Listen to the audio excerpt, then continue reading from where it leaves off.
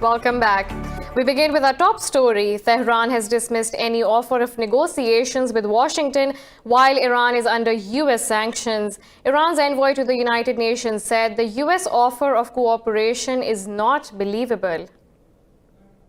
Majid Ravanchi said Washington had begun a new series of escalations and animosity with Iran by killing Major General Soleimani.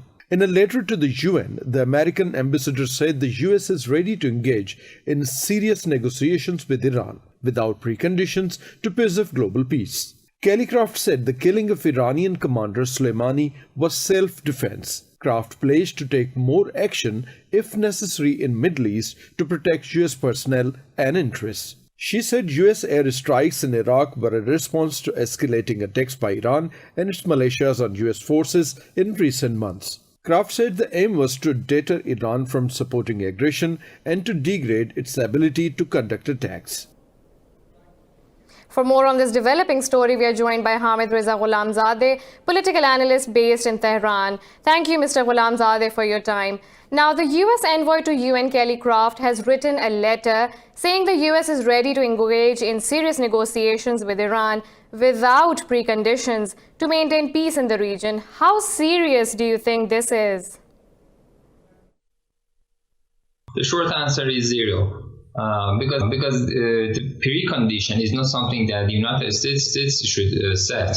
The precondition is that the Americans should return to the previous deal that they made, was supported by other signatories and of course by the United Nations, and they simply withdrew from that. And you cannot trust such a person, such a country to work with that anymore, and there is no grounds for any further deals. So if Americans want seriously to have a deal with Iran, they need first to prove that they are trustworthy. And for that, they need to return back to the JCPOA to remove all the sanctions. And these are the preconditions that actually are not set by Americans and even not by Iranians. It's by any common sense that when you have the Americans leaving the previous deals, leaving the climate treaty, leaving the North Atlantic treaty, every treaty they have left, so you cannot trust them anymore. So if they want to be trusted, if they want to have really seriously another deal, they just need to actually return to the previous one, fulfill all the commitments, and then we can talk about any further negotiations. Now, Mr. Ghulamzadeh, do you see further escalation in the situation or ease in tensions in the coming days? Less than a week ago, Americans killed a top general from Iranian officials, and it was a crime against the international law. So this is one of the first problems. But they also received the response to that partially just yesterday, we can say. And it was clear that, yes, the message was clear to the Americans that if there is any escalation, if there is any attack, you are going to receive a strong response to that. And based on what President Trump said last night, it was clear that they have received the message, and the attack has been, the magnitude of the attack, the response by Iran has been great enough to prevent them from any further reactions. Thank you, Mr. Hamid Reza Ghulamzadeh, political analyst based in Tehran, for your time. Now, moving on in this bulletin, we now go to UK, whose Prime Minister Boris Johnson urges Iran to end hostilities with the United States. This comes after Tehran dismissed Washington's offer of negotiation. In a phone call with President Hassan Rouhani, Johnson stressed on Britain's commitment to the 2015 nuclear deal. He said the deal is the best to stop nuclear proliferation. Earlier, Iran says it is further cutting compliance to the deal after the US airstrike in Baghdad killed General Qasem Soleimani last week. Commenting on Iran's strikes at American targets in Iraq, U.S. Defense Secretary Mark Esper says nothing major was damaged. He said tents and a parking lot were hit while a helicopter was damaged. Esper said the U.S. military remains poised and ready to respond to further Iranian actions. He said Iran launched 16 short-range ballistic missiles from 3 locations. Esper said 11 missiles hit Al-Assad airbase while 1 struck in Erbil. In the United States, politicians are divided over President Donald Trump's action in Iraq, which escalated the tensions between Washington and Tehran. More about the reaction to the recent crisis in this report. The White House briefed Capitol Hill on the killing of Iranian Major General Qasem Soleimani as Democrats were trying to rein in the president's ability to go to war. But Trump administration officials couldn't convince Democratic lawmakers and some Republicans as well. After the sessions, most Republicans praised President Trump's decisive action. I'll tell you this, I am convinced that had decisive action not been taken, we could very well be standing here today talking about the death of dozens, if not hundreds of Americans at the hands of Shia militias working as proxies for the Iranian regime. Democratic Senator Tim Kaine said the US strike did not meet the standard of an imminent threat. It is a far cry from meeting a standard of imminent threat. They had to leave pretty quickly, so about 10 of the attending senators, 10 to 15, got to ask questions, and many others did not get to ask questions, but at least based on the presentation that was made, it does not meet what I consider to be an imminent threat. While that's happening, Democrats in Congress have scheduled a vote this week on legislation to rein in the president's ability to wage war. More on this regional tension.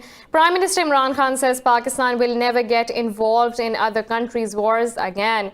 He was referring to the recent spike in tensions between Iran and the United States. Speaking at the launching ceremony of a program aimed at the skill development of the youth across the country, Pakistan will become a country that will serve as an example for other Muslim countries around the world and lead them. He added that Pakistan will do its best to reduce tensions between Iran and Saudi Arabia.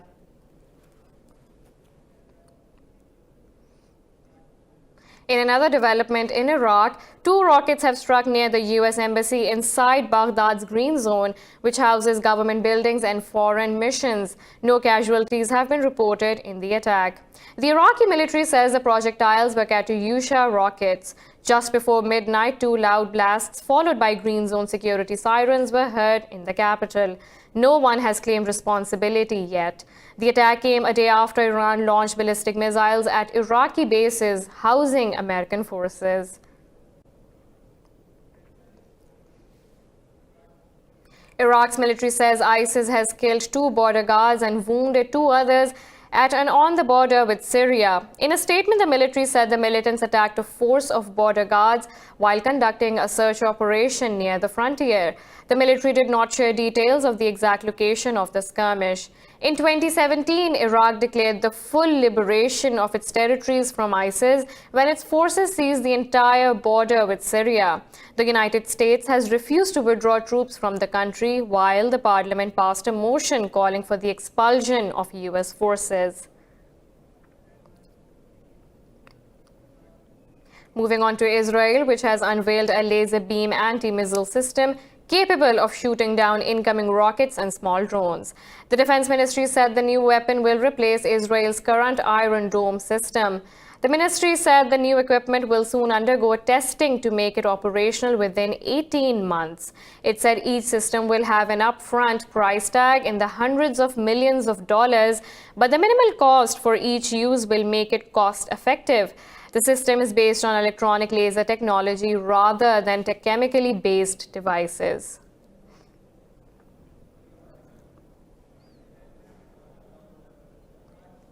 Now we move on to Syria, where 4 Turkish soldiers have been killed in a car bomb attack during an operation in northeast of the country. In a statement, the Defense Ministry said the attack occurred during a roadside security check in the region east of the Euphrates River.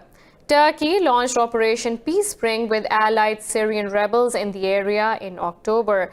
It targeted Kurdish militias, which Ankara holds responsible for spreading terrorism in northern Syria.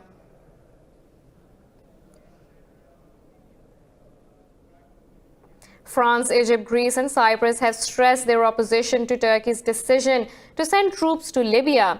The four countries' foreign ministers met in Cairo and criticized the military deal between Ankara and Tripoli's UN-recognized government. The agreement between Ankara and Tripoli has given Turkey rights over a vast area of the eastern Mediterranean. Egypt and the European powers declared the agreements null and void. French Foreign Minister Jean-Yves Le Drian said only a political solution can end the Libyan crisis. Il n'y aura pas de solution militaire à cette crise. There will be no military solution to this crisis. No one should think about that.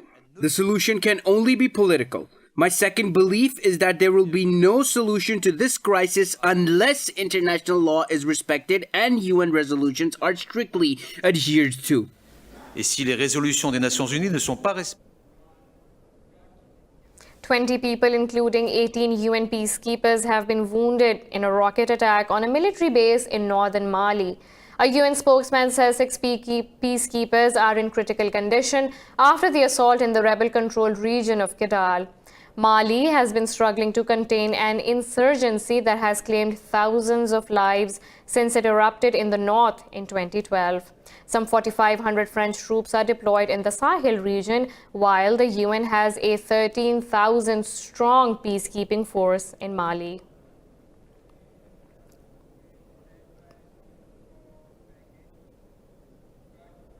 Now we include Indian-occupied Kashmir in our news bulletin. The ambassadors of European countries have refused to join India-guided tour of occupied valley.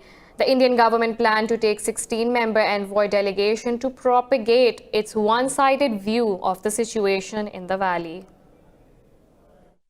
The European countries have said they want an independent tour of the valley. The decision was reached after New Delhi refused to assure the delegates will be able to meet arrested Kashmiri politicians. Prime Minister Narendra Modi's government refused to commit that the visiting delegation will be able to talk to people directly. In October last year, India conducted a similar stint, taking far-right EU parliamentarians on a private tour. The effort backfired badly as the European Union said it has no link with the visit and MEPs went to India in a personal capacity. The valley is reeling under Indian curfew and communications blackout for the past 158 days. In India, the Student Union of Jawaharlal National University has taken to the streets against an attack on the university. A masked mob attacked the university in New Delhi on Sunday, beat students and teachers, leaving 34 injured. The civil rights activists also joined the rally at Mandi House area in the capital. The demonstrators are demanding the resignation of VC of the university. Meanwhile, Indian media reported JNU students informed Delhi police 3 hours before the attack, but no action was taken.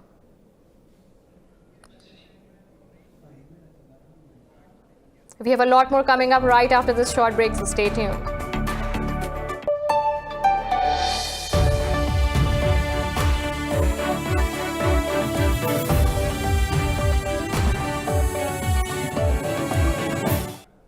Welcome back. In Australia, authorities have issued fresh warnings and evacuation notices across the heavily populated southeastern region.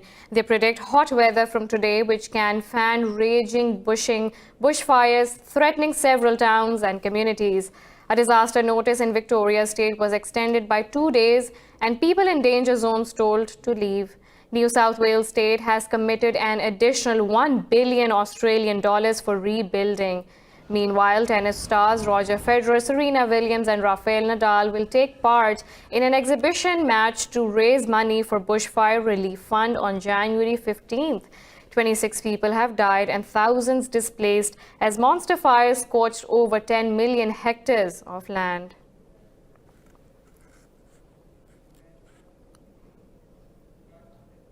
"20 people have died and 24 others have been injured after a bus overturned in Iran's northern Mazandaran province. Officials say their passenger vehicle was traveling from the capital Tehran to the city of Gonbad-e-Kavus in northern Golestan province. The police said the initial investigation shows a technical problem as the cause of the accident. The injured have been transferred to nearby hospitals.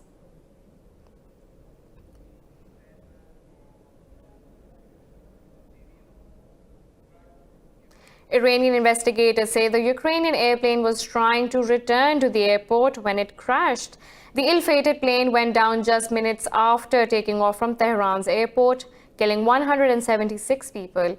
An initial probe found the aircraft experienced a problem as it was leaving the airport and was on fire. Meanwhile, Canada says it intends to play a key role in the investigation of Ukrainian airliner crash. In a news conference in Ottawa, Prime Minister Justin Trudeau said 63 victims were Canadians. Trudeau said Canada has the expertise to investigate such accidents.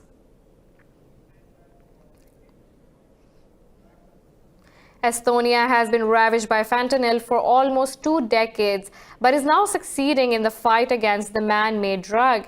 This addictive opioid is 50 times stronger than heroin and has killed 32,000 people in US last year. In what happened in Estonia possible for the US? More in this report. A computer hard drive holds a deadly secret: 150 grams of the synthetic drug fentanyl. At 50 times stronger than heroin, just a few grains can trigger an overdose, meaning each of these ready-to-sell wraps holds enough fentanyl to kill.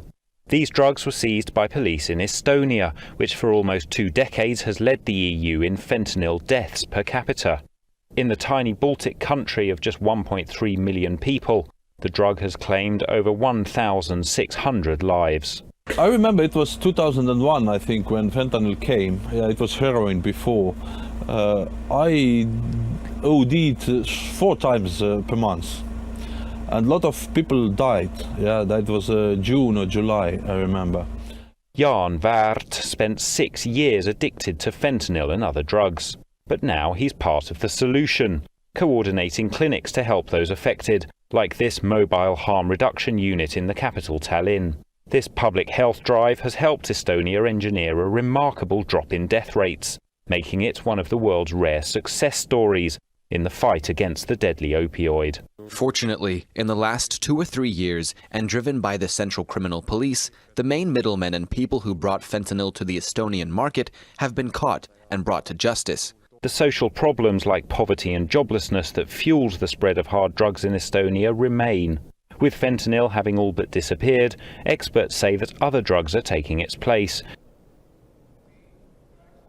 In Germany, a 7-year-old art genius has unveiled his collection of paintings at an exhibition in Berlin. Selling his work for tens of thousands of dollars, the prodigy has become an art world sensation.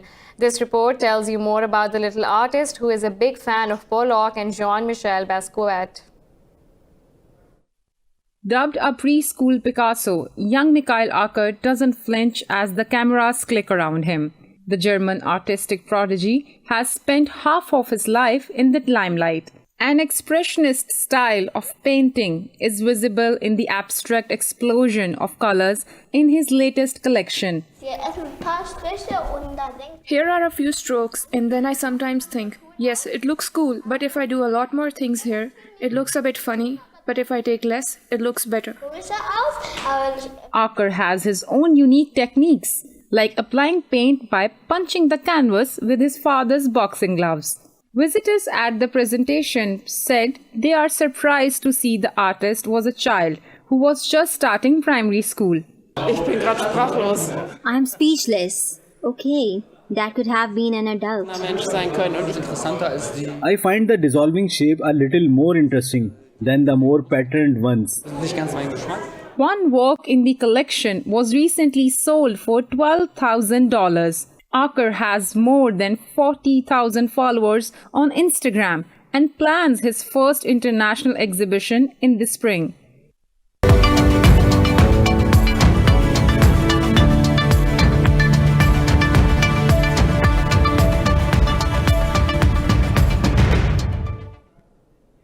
China has formally announced it will sign a Phase 1 trade deal with the US on January 15th in Washington.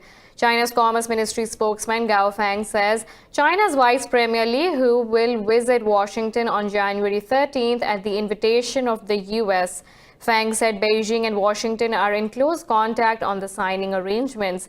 The deal is expected to cut tariffs and boost Chinese purchases of US farm, energy and manufactured goods and deal with intellectual property disputes. Last week, US President Donald Trump announced the two countries would sign a trade deal on January 15th.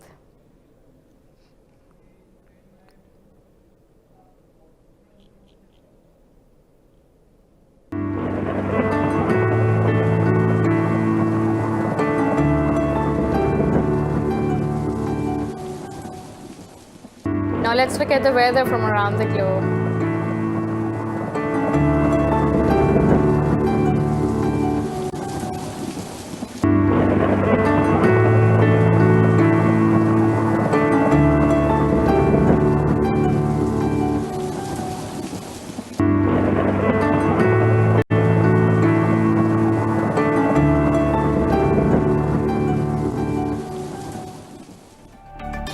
This is all for now. For the latest updates, you can follow us on social media at indus.news.